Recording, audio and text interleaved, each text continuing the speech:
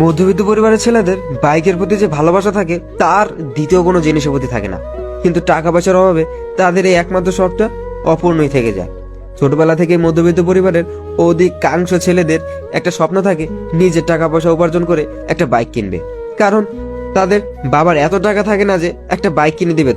তাদের মাথার মধ্যে সবসময় এই চিন্তাটা ঘুরপাক খেতে থাকে, কবে আমার একটা বাইক হবে, বাইক নিয়ে বন্ধুদের সাথে লং ড্রাইভে যাব, বন্ধুদেরকে আমার বাইকের পিছে বসে ঘুরতে যাব একসাথে। মধ্যবিত্ত পরিবারের ছেলেদের কাছে বাইক মানে একটা আবেগ, বাইক মানে একটা ভালোবাসা, বাইক মানে একটা মানসিক প্রশান্তি। কিন্তু ভাগ্যের কি নির্মম পরিহাস, টাকা পয়সা উপার্জন করলে পরিবারের মাসিক খরচ, নিজের এবং ছোট ভাই বোনের পড়াশোনার ব্যয় মেটাতে গিয়ে নিজের সেই গোল্ডেন ড্রিমটা অপূর্ণই থেকে যায়।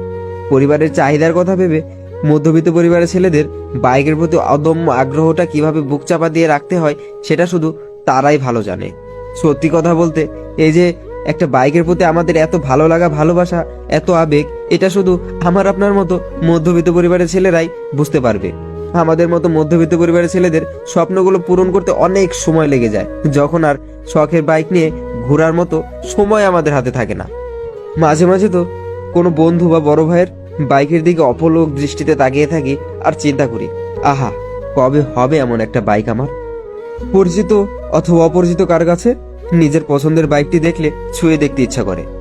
অনেক সময় তো বাইকের কাছে লোকজন না থাকলে তো উঠেই দেখতে মন চায় যে আমার পছন্দের বাইকটাই বসলে কেমন লাগবে আমাকে। তবুও শত ইচ্ছের পর এই ভালো লাগার জিনিসটা থেকে হাসি মুখে দূরে সরে যেতে হয়। পরিবার পরিস্থিতির কথা বিবেচনা করে মৃদু হাসি দিয়ে বাইক না থাকার আফসোসটা লুকিয়ে রাখতে হয়। এই বয়সে একটা বাইক না থাকার যে আফসোস, এটা শুধু আমার মতো মধ্যবিত্ত পরিবারের ছেলেরাই বুঝবে।